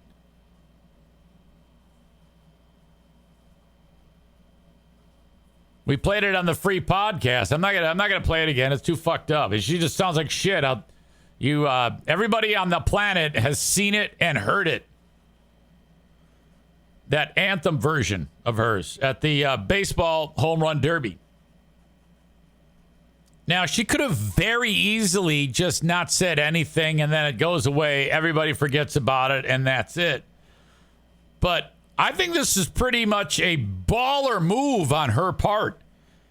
She has announced that she was fucked up, like shit-faced drunk.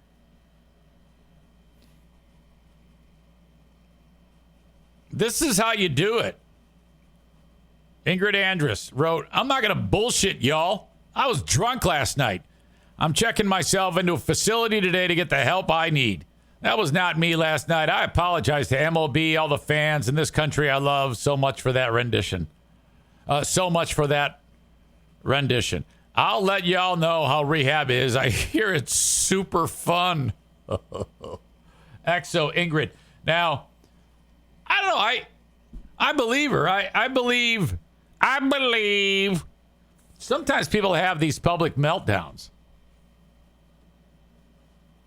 And then once they do that, they get so embarrassed with themselves that, they're forced into turning it around. I just said Joe Namath. I did that. I believe, but that's a prime example. Pause for the facts. Oops. Joe Namath was completely bombed on Monday Night Football. First timers. They don't know. Sorry, you're hearing something you don't want to hear. I realize that. Get the Carfax. And then after all the shit went down with Namath, he said, okay, that's it. No more. That's it. I am not doing this anymore. After a huge embarrassment that took place with him.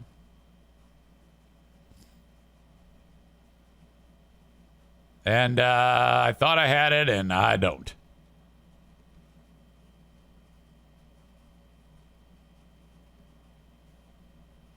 Never mind. I'll come back to that. You get my point. Kenny says she's lying.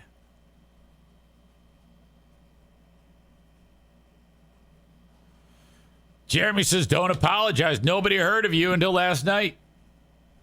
Kenny says she's trying to cover her ass. She's that embarrassed about it that she's lying. I don't know. I can't. I don't believe that. I believe. I keep doing it. I believe that she's being honest. I think everybody gets the old fair shake. Is allowed to have a redo, if you will, right? Shouldn't that happen? Facts. Classic first timers. They don't know. Sorry, the Carfax is happening again. Because now I really want to see Joe Namath. I don't know that we're going to. Hang on a second here.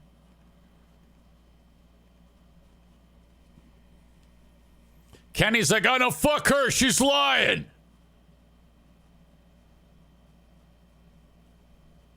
Nick says, no excuse. I've seen... Shit.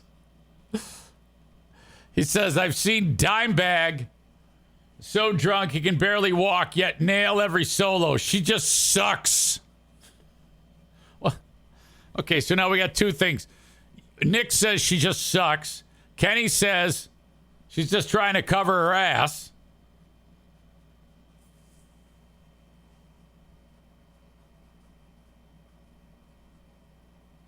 Chris is more understanding, so she had a couple too many wobble pops, don't know what that is, and butchered the anthem. Shit happens.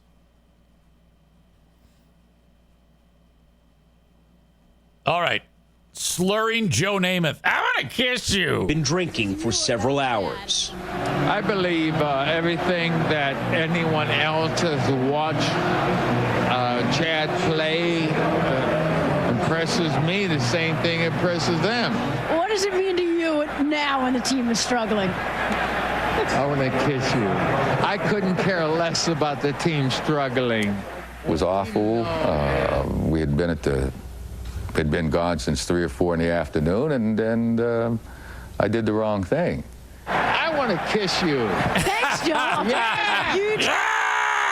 Now he's really off the rails. Compliment. You know what? Joe Namath, part of the 4-decade team. I'm very disappointed with my behavior. Oh, Been so incredible. That moment right there. I don't give a shit if he goes into rehab or not. That was so fucking incredible. Chris writes out play. Yeah, he put 2 syllables into the word play. Play. Nick is here. Nick, I was just discussing something with the audience. I don't know if you were here for it, but it's Tuesday, and on Saturday, Trump and Vance are coming to the arena. You probably already know this. So, I mean, are you involved in any of this? Yeah. Do you have any type of, is there work to do in your job? I'm curious if you could enlighten us. If there's any plan for you Saturday at the rink with Trump. Chris says Namath should have had his big fur coat on during that. All right, well, I'm going to give the chick the benefit of the doubt that she was hammered and she's sorry and she's going to try to turn it around. Us drunks got to stick together. Now, the one thing she didn't do, though, when you're drunk, taken from experience, you don't, go to rehab to learn to drink less, to learn to not be as drunk. I don't know if she has an idea of what she's getting into there. Nor did she say, hey, I'm an alcoholic and I'm going to be an alcoholic for life and I'm powerless and I need assistance. So, and I'm not really much of a rehab guy myself. I'm more of I'm old school. I'm sit around with a bunch of fucking really, really old, weathered, truthful, awesome, honest individuals on a 12-step program. That's my thing. And I wonder because if you're going to do that, you can't just go, who's the other country guy? Morgan Wallen, didn't he say he was going into rehab or some shit? And, once you get out of rehab, everybody forget that and start drinking again.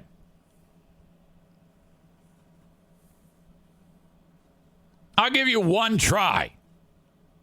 Now, maybe she'll get there and realize, oh, yeah, I'm a raging alcoholic. I got to turn my fucking life around. Nick is not going to be at the arena for his lover, Trump. Nick loves Trump so much. He'd probably suck Vance and Trump off at the same time. I'm assuming that.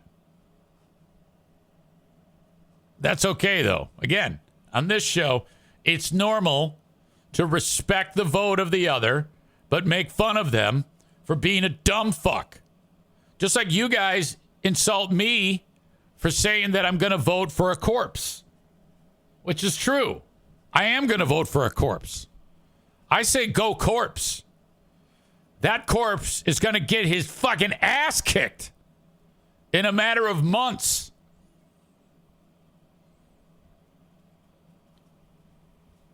It's going to make Los Angeles, San Francisco, and New York City completely red. Chicago is going to be red. Biden's going to get about 30,000 votes. God damn. All right, let's get into Amanda and her Secret Service intelligence expertise from her alt-right website, Real Clear Politics, which the logo is red.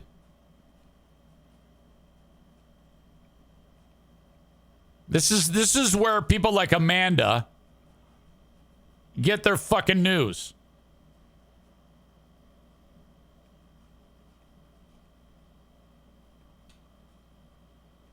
The quote in question that made her like, hey, I got it. I know what's going on. Was this one. A source within the Secret Service community. Now, that could be anyone.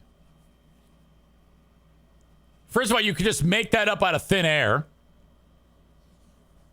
And anybody could say, well, I know a guy who's in the Secret Service, so take my word for it. Tells Real Clear Politics that the agency's rules of engagement in this situation are to wait until the president is fired upon to return fire. Now, no one here believes that. The only person who believes that is alt-right Amanda, who gets her news from these types of ridiculous sources. Quote, you want to take a shot, then find out the guy was holding a telescope, which I think is what Amanda actually said yesterday on the show. She took the quote from here and just blurted it out with a telescope. The Secret Service is by nature reactive, and you better be right when you do react, or you're fucked. Yeah, that sounds real official. Get the fuck out of here with this. Come on.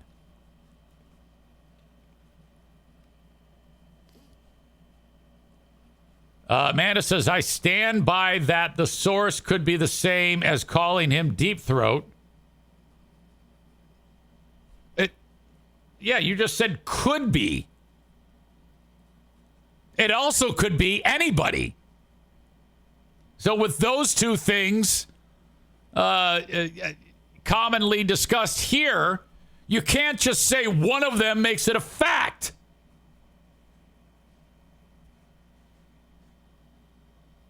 Come on, Amanda. Wait a minute. I was going to say you're smarter than that, but that doesn't apply. Nick writes, I read on Classical Patriot website that the Secret Service cannot shoot at the threat until they see the whites of the eyes.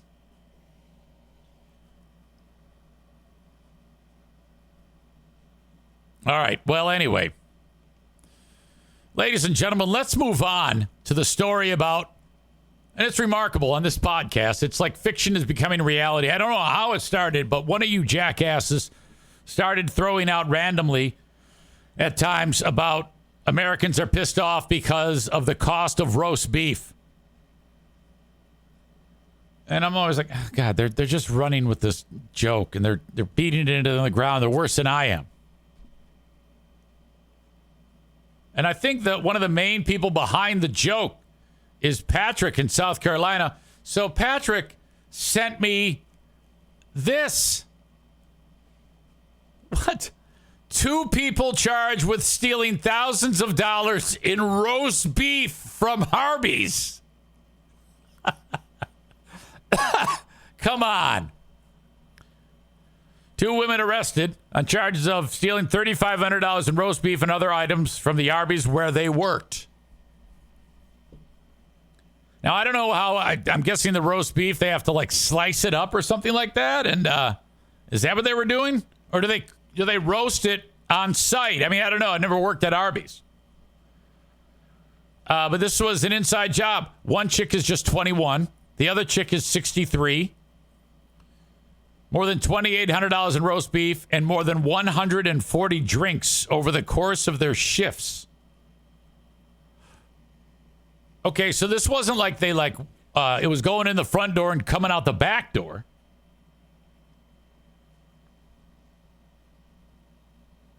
So I guess the owner of the store was basically adding up receipts and amount of food prepared to amount of food sold. And somehow, Patrick writes, roast beef has gotten out of control. It has to be stolen because it is no longer affordable. God damn it! You fuck! So the franchisee is like, wait, what the fuck? I've got all this prepared, but I'm only selling this much. Jesus. The two were allegedly slicing the beef and then hiding it in a non-working oven. And then they placed it in the trash. Then they would retrieve the meat from the trash later. This went on for months. One manager told cops he watched the two slice off a large amount of beef, which was thrown out that night. The one said was eager to take out the trash. And when it was investigated after the bags were taken out, he noticed that the beef was not in there. Surveillance video showed the pair had taken 143 drinks, 16 other food items, and 49 other things. I don't know.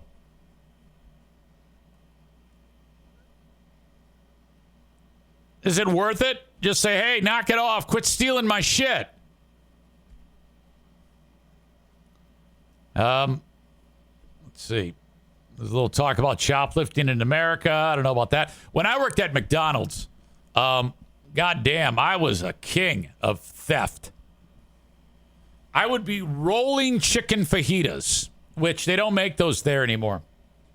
But my God, were they great. And I would roll a fajita, and when you went into the walk-in, you had to say, hey, I'm going into the walk-in. They like to know what you were up to.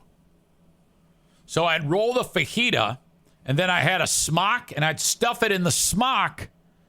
Say, hey, I'm going to the walk-in to go get some peppers or whatever the fuck. When I'm halfway there, I just cram right in my mouth.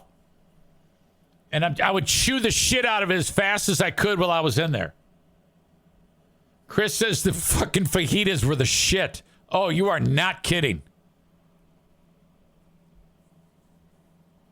We would cook up the fajita mix, put it in there, and they say, easy, make all these fajitas up. Fuck, yes. And then the McDonald's picante sauce is majestic. Okay? I could even cut open one of those and just eat those. Just clip that. Aram says, does Bosco's know about the Priors? No, but he encourages me to eat as much as I can. Chris says, I was a big thief of the frozen Hershey pies when I worked at Burger King. Some of my other priors at McDonald's, I don't know if this counts as theft, but so the food is in like those under the heat lamp. I don't know if they do it like this now, but when it gets past a certain time, they take the food as it goes too long under the heat lamp, and they put it into a garbage can. And over the evening, it accumulates, and then you take the inventory. So then the manager will say, all right, 1 McChicken, 2 Big Macs, 5 Quarter Pounders, 11 hamburgers, 16 cheeseburgers, and they're all wrapped up, ready to go.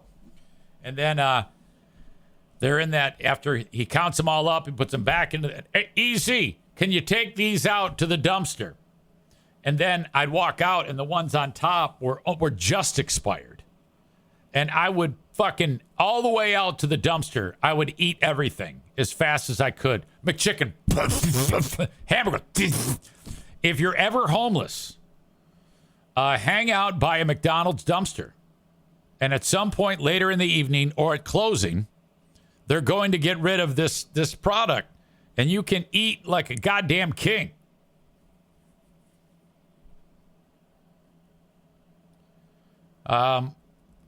Bob says, when I worked fast food, every time I had to make more cookies, I'd be in the walk-in freezer chomping down on the cookie dough. Oh, my God. So when I go into the walk-in at Bosco's, they have a small walk-in. The refrigerated air has an aroma to it. And every time I walk in there, I'm reminded of my theft. I didn't steal hamburgers and shit and roast beef. I would steal cases upon cases of beer. The place is torn down now. I've told a story about Puzzle's Restaurant. I forgot the name of the fat fuck who owned it. Leonard. Leonard was his name. Actually, his mom and dad owned it, and he just ran it. And he would always get shit-faced.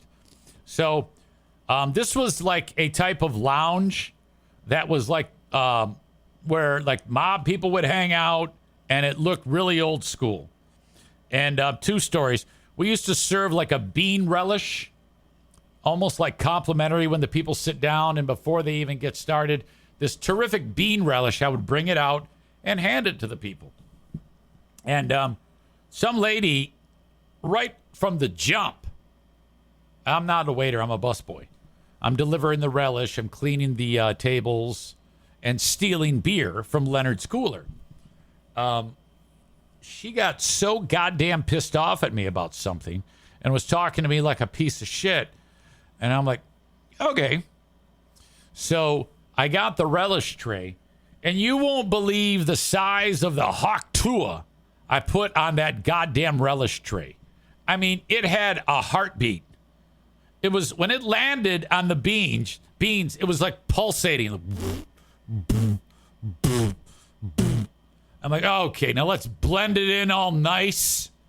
Like troweling it in. Here you go. That chick ate so much booger that night. Oh, my God.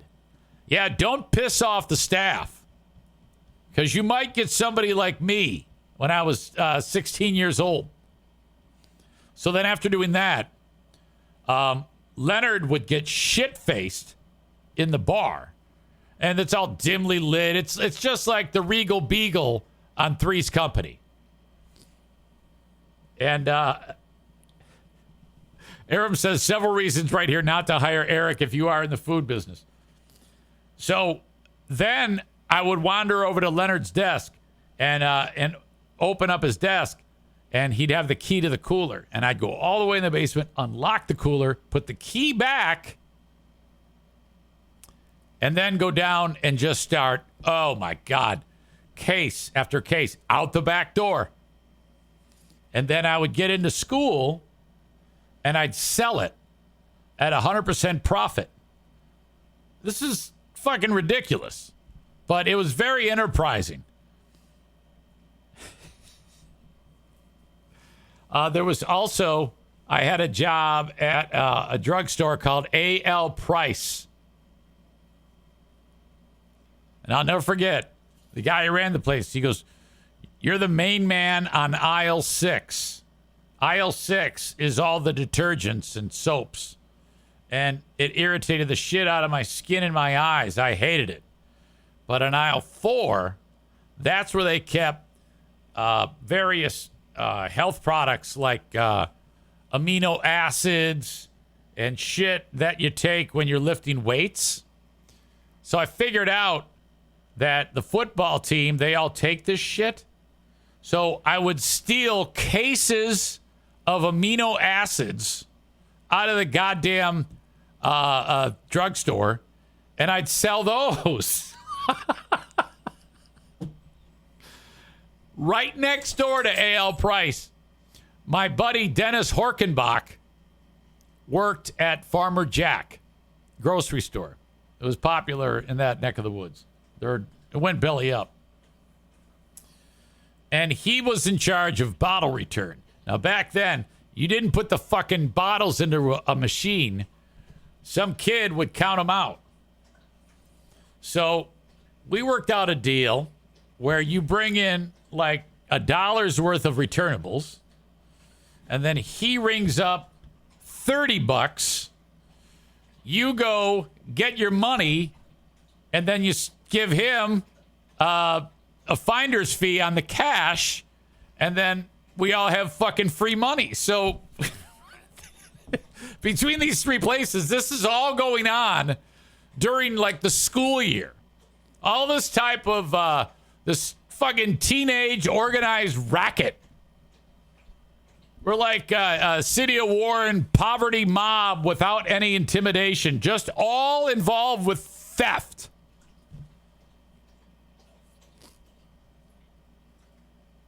Let's see. Aaron says, I was that kid. I'd take all the bottles you brought in, throw them in my car, and drove to Meijer to return them. Jesus. We had another kid named Alan Kaliba who worked at Dunham Sports, which I don't even know if those are around here. There was one not that long ago around here in my neck of the woods. He would steal shoes. So he was in charge of shoes, and he'd sell them to us. I was selling protein powder and amino acids and beer and spitting on people's fucking foods who pissed me off. Oh, God. That's disgusting. I'm such an asshole. Honestly, I don't think I've grown up since then. A little bit more on the guy who told me to grow up. Can you imagine if I actually, quote unquote, grew up? I mean, that's a life that I don't want to live. I mean, this is I love who I am, frankly. Oops, hang on a second. I might need to take this call. Hello, this is Eric. What up, Trevor? Hey, I'm wrapping something up right now, and I'm gonna I'm not gonna hang up on you, but I'll be right with you. Okay? Okay, stand by. That's my man from the RV place. I've been trying to get a hold of him for like 3 days. Eric sounds like Red at Shawshank. As always, you guys are great. I appreciate you so much. Thanks for putting up with me. Thanks for supporting me. You've been a wonderful audience, as you always are. God willing, I'll be here tomorrow. Talk to you. Bye-bye.